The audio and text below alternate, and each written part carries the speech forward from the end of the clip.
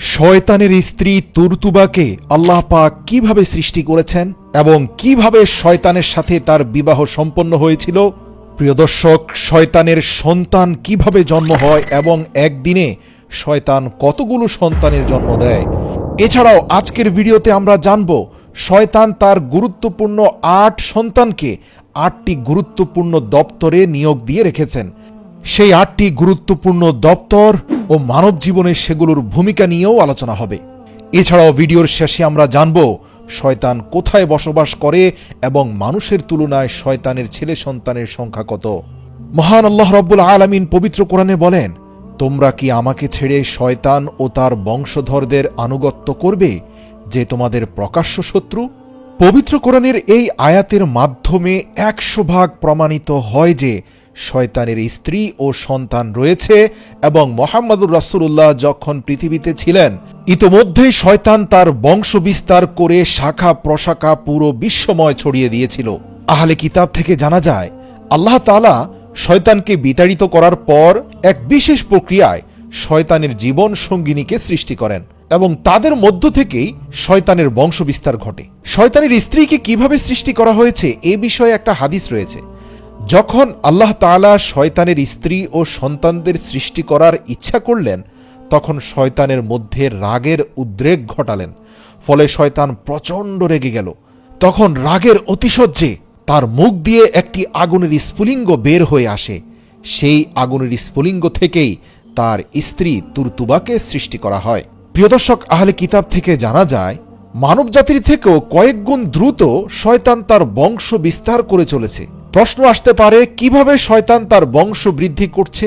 এ বিষয়ে আরেকটি হাদিস রয়েছে, যেখানে বর্ণনা রয়েছে কিছু শয়তান আছে যাদেরকে মানুষের মতোই জোড়ায় জোড়ায় সৃষ্টি করা হয়েছে।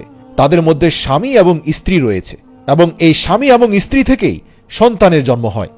দ্বিতীয়ত আরেক ধরনের শয়তান আল্লাহ সৃষ্টি করেছেন, যাদের একটি শরীরের মধ্যেই অর্ধেক অংশ নারী, বাকি অর্ধেক পুরুষ। এরা নিজেরাই সন্তান উৎপাদনে সক্ষম। অন্য আরেকটি বর্ণনা রয়েছে, প্রতিদিন শয়তান থেকে 10টি ডিম বের হয় এবং প্রত্যেক ডিম থেকে অসংখ্য নারী ও পুরুষ শয়তানের জন্ম হয়। প্রিয় দর্শক, আরেকটি রিওয়ায়াত থেকে পাওয়া যায় শয়তানের সংখ্যা মানুষের সংখ্যার চেয়ে 9 গুণ বেশি। যখন মানুষের একটি বাচ্চা জন্ম নেয়, তখন শয়তানের 9টি বাচ্চার জন্ম হয়। প্রিয় দর্শক, যেমনিভাবে সকল মানুষের পিতা হযরত আদম আলাইহিস সালাম, তেমনিভাবে সকল জিনের পিতা আল-জান নামক জিন এবং সমস্ত শয়তানের পিতা হল ইবলিস শয়তান। এটা থেকে স্পষ্টত প্রমাণিত হয় যে শয়তান জিনদের অন্তর্ভুক্ত হলেও শয়তান এবং জিনের মধ্যে স্পষ্ট কিছু পার্থক্য রয়েছে। এর মধ্যে সবচেয়ে বড় পার্থক্য হচ্ছে জিন জাতি মরণশীল, অর্থাৎ তারা 1500 থেকে 2000 সর্বোচ্চ 3000 বছর হায়াত পেলেও এই দুনিয়ার বুকেই তারা মৃত্যুবরণ করে। কিন্তু শয়তান কিয়ামত পর্যন্ত জীবিত থাকবে। এমনকি পৃথিবীর শুরু থেকে ইবলিস শয়তানের যত সন্তান জন্মগ্রহণ করেছে আজ পর্যন্ত তারা জীবিত রয়েছে। কিয়ামত পর্যন্ত আল্লাহ পাক তাদেরকে জীবিত রাখবেন। আবার জিনদের মধ্যে কেউ কেউ মুসলমান আর কেউ বিধর্মী, কিন্তু শয়তানদের মধ্যে কেউ মুসলমান নেই। অনুরূপভাবে জিনেরা মৃত্যুবরণ করে এবং তারা মৃত্যুর স্বাদও গ্রহণ করে দুনিয়ার বুকেই কিয়ামতের পূর্বেই, কিন্তু শয়তান এবং তার বংশধরদের মৃত্যু শুধুমাত্র কিয়ামতের পূর্বেই হবে। আহলে কিতাব থেকে জানা যায় কিয়ামতের 40 বছর পূর্বে যখন সূর্য পশ্চিম দিকে উঠবে, তখন আল্লাহ তাআলা ইবলিসকে যন্ত্রণাদায়ক মৃত্যু দিবেন। তখন তার সাথে সাথে সকল শয়তানের সন্তানদের মৃত্যু হবে। শয়তানের মৃত্যুর পর সূর্য পশ্চিম আকাশে 40 বছর স্টে করবে। এরপরে পৃথিবীতে কিয়ামত আসবে। আল্লাহু আকবার। প্রিয় দর্শক, এখন আলোচনা করব শয়তানের নেটওয়ার্ক কিভাবে কাজ করে এবং শয়তান তার সন্তানদেরকে কোথায় কোথায় ডিউটিতে নিযুক্ত করে রেখেছে এবং কিভাবে শয়তানেরা মানুষকে গোমরা করার কাজে ব্যস্ত রয়েছে। বর্ণিত আছে শয়তানের 5 জন প্রসিদ্ধ ছেলে সন্তান রয়েছে। হযরত মুজাহিদ রাহিমাহুল্লাহ বর্ণনা করেন শয়তানের প্রসিদ্ধ ছেলেদের নাম এবং তাদের কাজের বর্ণনা হচ্ছে, প্রথম ছেলের নাম দাম্বুর। তার দায়িত্ব হলো প্রতিটি বাজারে ইবলিশের ঝান্ডা উন্মোচন করা। সে অত্যাধুনিক যত বাজার রয়েছে সেখানে নারীদেরকে প্ররোচিত করে আকর্ষণীয় কাপড় পরে যাওয়ার জন্য এবং বেগানা পুরুষদেরকেও সেখানে নারীদের প্রতি আসক্ত করে। সাধারণত বেগানা সুন্দরী নারীর দিকে দৃষ্টিপাত করলে মানুষের মধ্যে যে মোহ তৈরি হয় সেটা মূলত শয়তান দাম্বুরের প্ররোচনা। শয়তানের দ্বিতীয় বড় ছেলের নাম হচ্ছে সিবর। যে মানুষের মধ্যে ফিতনা ফাসাদ সৃষ্টি করে এবং বড় ধরনের মুসিবতের মধ্যে ফেলে দেয়। এই যেমন ধরুন, তৃতীয় ব্যক্তির অনুপস্থিতিতে বাকি দুইজন ব্যক্তি তার গীবত করছে, অথবা আলেম ওলামাদের মধ্যে হিংসা বিদ্বেষ তৈরি করে দেওয়া। এই সিবুর সাধারণত আল্লাহওয়ালা বুজুর্গদের পিছনে সময় ব্যয় করে, তাদের আমলের বাঁকে বাঁকে সে পথভ্রষ্টতা ঢুকিয়ে দেয়। এভাবে বহু আলেম সিবুরের প্ররোচনায় পথভ্রষ্ট হয়ে গিয়েছে। শয়তানের তৃতীয় বড় ছেলের নাম হলো আউর। তার দায়িত্ব হলো মুসলমানদের ইবাদতের মধ্যে রিয়া তথা লৌকিকতা তৈরি করে দেওয়া। আর এই কাজে আউর অত্যন্ত সফলতা অর্জন করেছে। আপনি দেখবেন পৃথিবীতে একমাত্র মুসলিম ধর্মাবলম্বীরাই তাদের ইবাদতের কর্মকাণ্ড ফেসবুক স্ট্যাটাসে প্রকাশ করে এবং মানুষকে বলে বেড়ায়। এই যেমন ধরুন, আজ তাহাজ্জুদের সময় উঠে এই দৃশ্য দেখলাম, অথবা বেশ কয়েকদিন ধরে নফল ইবাদত করে যাচ্ছি বা নফল রোজা রাখছি। এভাবে নিজের গোপন নফল ইবাদতগুলো প্রকাশ করার মাধ্যমে মানুষের মধ্যে রিয়ার সৃষ্টি করে। এছাড়াও একে অপরকে নিজের ইবাদতের কথা বলার মাধ্যমে বাকিদের সম্মান এবং মর্যাদা অর্জন করার চেষ্টা করে। কিন্তু এই ধরনের রিয়া খ্রিস্টান বা অন্য কোনো ধর্মাবলম্বীদের মধ্যে খুব একটা দেখা যায় না।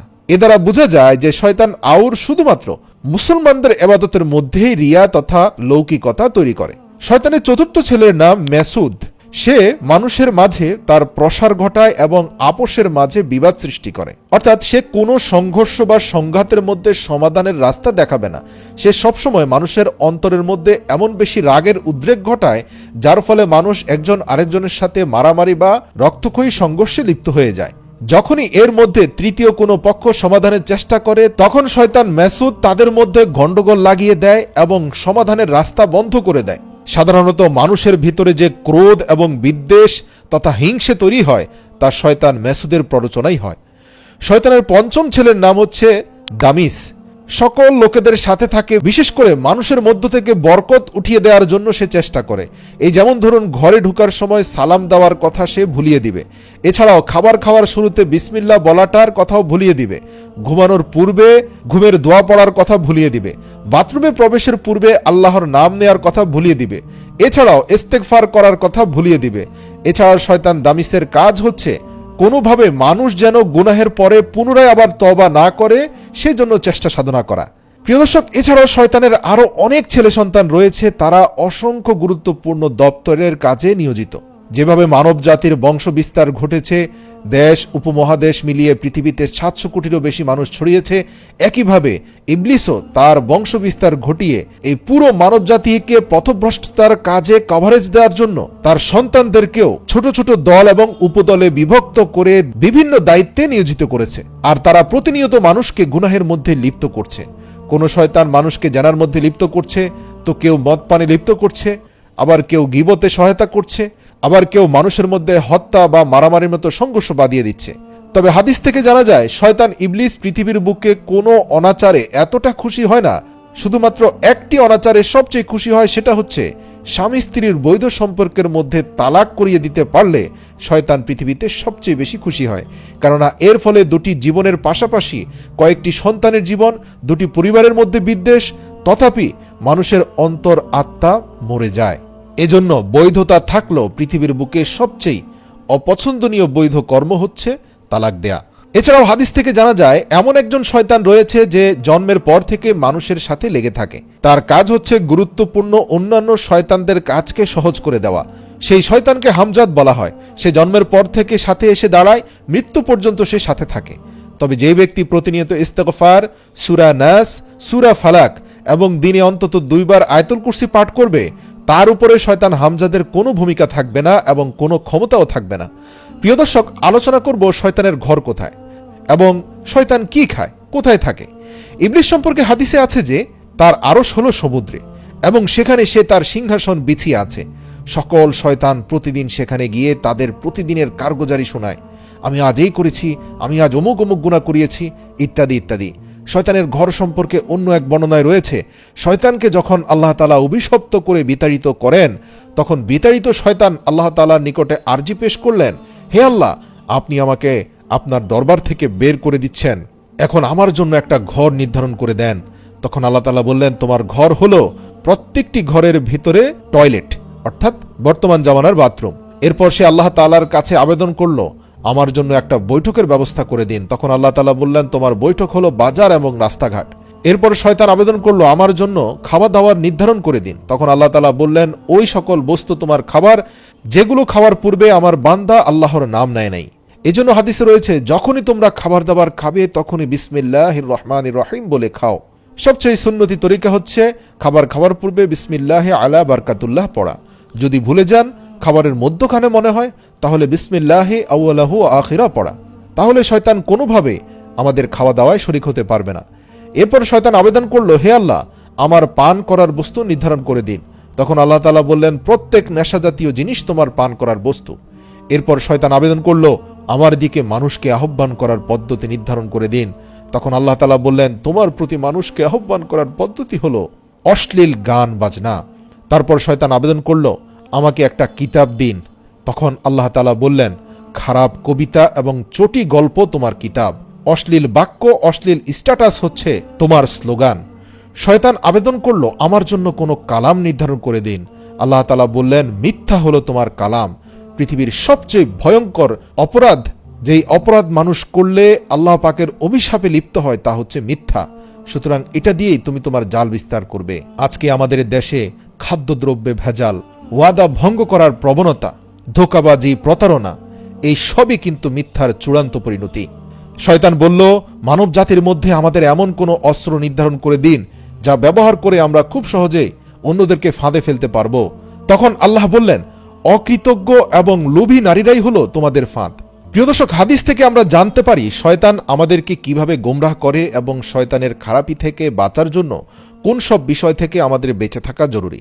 আসুন দুই হাত তুলে রব্বুল আলামিনের দরবারে আজ থেকে আমরা প্রতিজ্ঞা করি, আমরা রাসূল সাল্লাল্লাহু আলাইহি ওয়াসাল্লামের তরিকার উপরে শক্তপোক্তভাবে দাঁড়িয়ে যাব। কোনোভাবেই শয়তানকে নিজেদের হৃদয়ে আশ্রয় প্রশ্রয় দিব না, ইনশাআল্লাহ।